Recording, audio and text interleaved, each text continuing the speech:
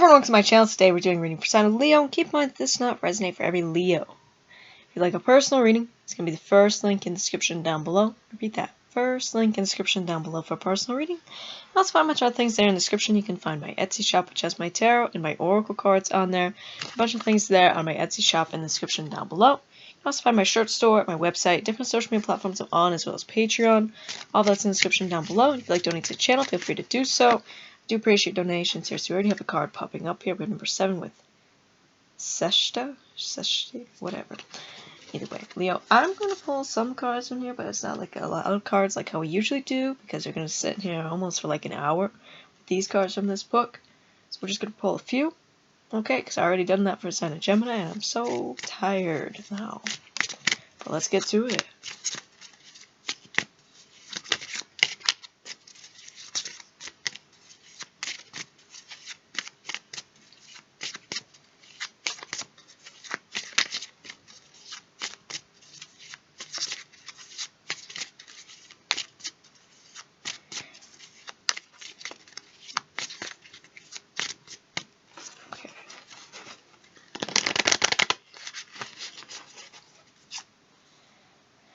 See number 8 with Pete M. Her. Number 8 with Emotep. Okay, and these are the cards that we're going to pull for this.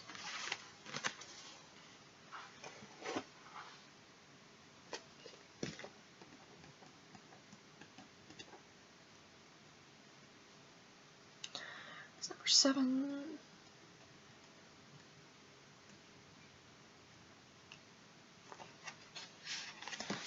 Right, also connected with Seftet, the number 7. Sesheta is a netter of architecture, of building and construction. She wears a 7-rayed star on her head, surmounted by 2 inverted horns that link her with the dual star system of Sirius. Named Sesheta is closely connected with the number 7, which helps to define her quality. One of the meanings of her name is she who is red with 7 horns. As a cosmic architect, Sesheta's building blocks with primal energies that manifest the universe. It was through Sesheta's plans from a microcosmic to a macrocosmic scale that the act of creation flowed. In the image on the card, she wears a close-fitting leopard skin and carries the scribe's writing reed in her hand, which rests on the column of hieroglyphics. A kneeling figure holds up 2 ankhs of life, and on either side of the column, 2 notched palm branches stand upright, resting on the backs of 2 frog-like creatures, linking her directly with the 8 primordials. The palm branches signify the measuring of time, for as Sesheta counts the notches, she records the years, the dynamics in the history and deeds of the pharaohs. She also assigns the length of the pharaoh's life, and after death, she builds his home in the next world. In the duat, she records the names of the dead.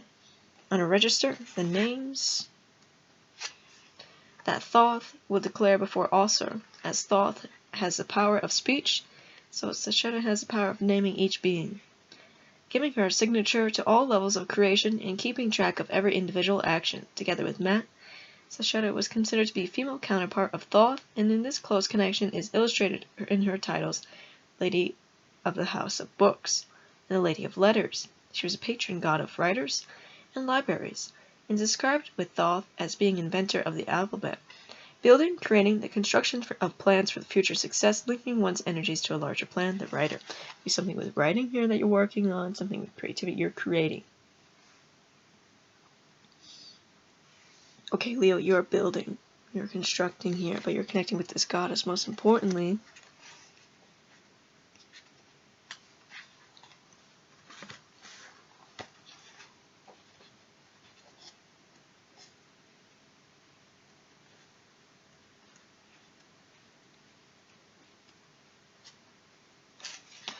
Emotep, he who comes in peace. Emotep was the god of healing and medicine, the great healer who watched over all who practiced the mingled science of medicine and magic. Worshipped primarily at Memphis, Emotep was called the son of Ptah and expressed the creative nature of his father through his healing powers. According to legend, Emotep actually lived in Egypt and was the advisor-in-chief architect to the famous Zoser III of the 3rd dynasty. He's also a skilled physician, so famous and highly regarded that he became deified some 2,000 years ago after his death. As a netter of medicine, Imhotep was invoked for the healing of disease and injury. His work involved both the living and the dead, for he also attended to the balming of bodies, using spices and drugs and the magical incantations that ensured the soul's protection. As a great sage and man of knowledge, Imhotep absorbed some of the attributes of Thoth, reflected in this image where he is shown seated with the papyrus scroll on his lap and the catechis in his right hand. In a duet he uttered the words, "Protect the dead." He was a wise one, the one who comes on to him who calls upon him, whoever he may be. It shows his power of direct energy for healing, balance, and harmony. It was Imhotep who was called upon when the Nile failed to flood and spread its life-giving waters across the delta, and it was Imhotep who saved Egypt from starvation after 7 years of terrible drought. In his role of architect, Imhotep was known as the master of the works, but it is as a healing knitter that he was most highly revered, later to be identified as the god, I don't know how to say that word, who brought the art of healing to the Greeks. Power of healing, the healer. Okay, something with healing here, Leo. Where you're building something with healing. You're working with this god as well, but you're writing here, you're creating something with healing, with medicine here. Something spiritual. It could be a book, it could be tarot, it could be oracle. You're writing it down is what it feels like.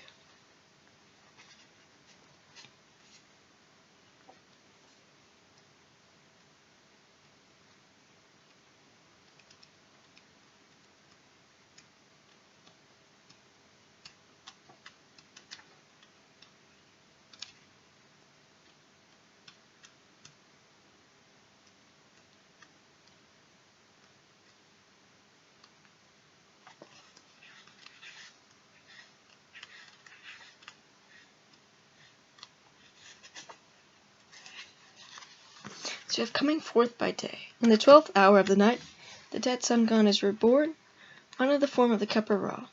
Before his final exit into the light, the boat is towed by 12 gods through the body of a snake, the boat entering from his tail in the thick darkness as a form of the old dead god, and emerging from the snake's mouth not only alive but made young again.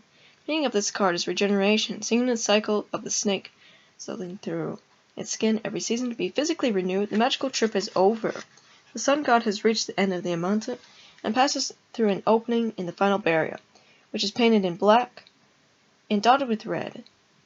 2 goddesses, Aset and Nebhet, hold Khepra Ra afloat. From here, he'll be received into the outstretched arms of Nut. These 2 goddesses stand guard at the final pylon as they did in the entry, one on either side in the form of the rearing moonrise. Here's a rebirth through the exit at the light of the day. The Book of the Coming Forth by Day tells how to overcome all the negativity and darkness of the self, how to act magically in every life situation, because of all the monsters present in the duat are only projections of the individual unconscious, not only experienced after death but also invoked consciously during a magical initiation. Book of the Dead is a description of the alchemical work from its black phase of death and disintegration to the golden light of perfection. The journey through Amanta is an initiation trip through all the stages of knowledge, from the dissolution of the body to the exhalation of new consciousness. In darkness, death is transformed into new life, and to acknowledge and experience the shadow, the great depths of consciousness that lie beyond the boundaries of the mundane world, is to complete the crossing or crossover into other dimensions of our settled bodies. Number 64 is completion and relates to Thoth, who has the final word because, according to the very ancient myth, it was Thoth who put back together the Eye of Herod, the victorious one, which Seth had shattered into 64 parts. Spiritual awakening, enlightenment, victory, the successful completion of the cycle. Okay, Leo, look at this. So you've connected with other spiritual realms, other dimensions here. This is completion. You've already gone through this cycle here. You've already gone through this rebirth. You're already regenerated here. Okay? And now it feels like you're writing it down. You're writing it down. Maybe to share with the world here. With others. That'd be a good idea. Let's get some charms for yourself.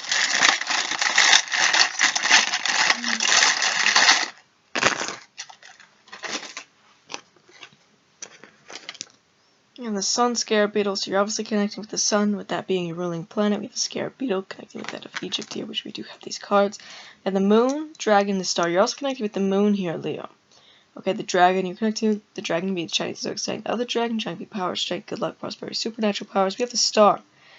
Now the Star can be that of Aquarius to get out those placements, one around you. Star can also be healing.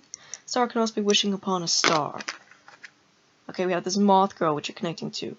The moth is connected to the moon. The moth is spiritual initiation, awakening of psychic gifts and abilities. With the green man, which you're connecting to.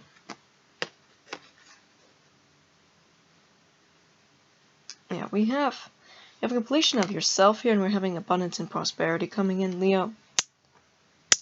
So, that's all I have for you. Like I said, first link in the description down below for personal reading. Also, go to my Etsy shop, go in there, go buy something. Really appreciate that. If you want to see more content, definitely subscribe. Bye, guys.